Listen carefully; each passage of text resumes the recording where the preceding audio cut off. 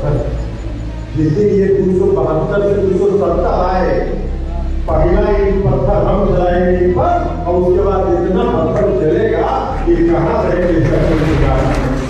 नमस्कार, मेरा नाम आलोक है। आप लाइव स्ट्रीम देख रहे हैं। जेडीयू के राष्ट्रीय अध्यक्ष ललन सिंह ने आज लखीसराय में एक ऐसा बयान दिया है मंच से, जिसे सुनने के बाद बीजेपी में हड़कंप मच जाएगा।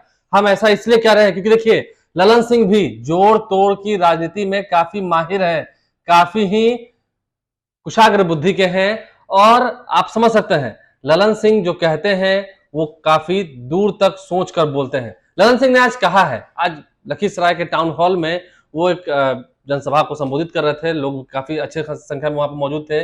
उन सभी की मौजूदगी में ललन सिंह ने बताया है बीजेपी के ही एक ऐसे नेता है, एक ऐसे बड़े नेता है जो मोदी जी के समकक्ष हैं। आप समझ सकते हैं, उन्होंने कहा है चिंता मत कीजिए, मेरे जेब में एक ऐसा पत्थर रखा हुआ है, ऐसा एक पत्थर जेब में रखे हुए हैं, जिस दिन भारतीय जनता पार्टी 272 से 270 पर आ गई, यानी कि 2 सीट भी कम रहा बहुमत के लिए, उस दिन ये पत्थर निकालकर हम ही मारेंगे। आप समझ सकते हैं बीजेपी की एक ऐसे नेता है जो मोदी जी के समकक्ष है। ललन सिंह पोल खोल रहे हैं, और कौन है वो नेता, ये बात बीजेपी को पहचानना पड़ेगा। बीजेपी को इस बात को ढूंढ निकालना होगा, समझना होगा।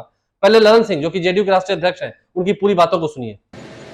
एक बीजेपी के बड़े नेता ने, नाम नहीं बताया, बड़े नेता ने कहा, जो मोदी जी के समकक्ष वाले जो नेता है उनमें एक नेता, उन्होंने कहा कि जानते हो मेरे पॉकेट में एक पत्थर है, और ऐसा पत्थर जो 400 भाजपा के नेताओं के पॉकेट में, जिस दिन ये 272 से 270 आए, पहला ईंट पत्थर हम जलाएंगे पर, और उसके बाद इतना पत्थर चलेगा कि कहां से।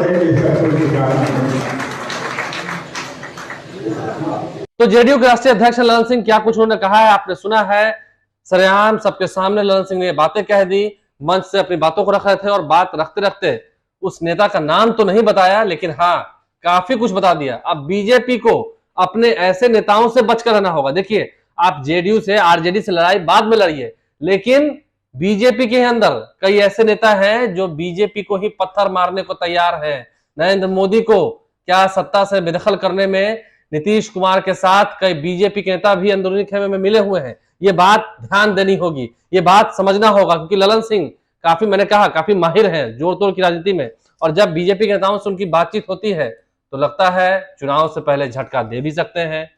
अगर रजामंदी हो गई दोनों ही ओर से, आप समझ सकते हैं मैं दोनों ही ओर क्या कहना चाह रहा हूं, अगर दोनों ही ओर से रजामंदी हो गई तो बीजेपी को बिहार में पटकनी देने के लिए क्या आगे सबसे पहले बीजेपी के नेता ही कोई उभर के आएंगे, ये देखना होगा।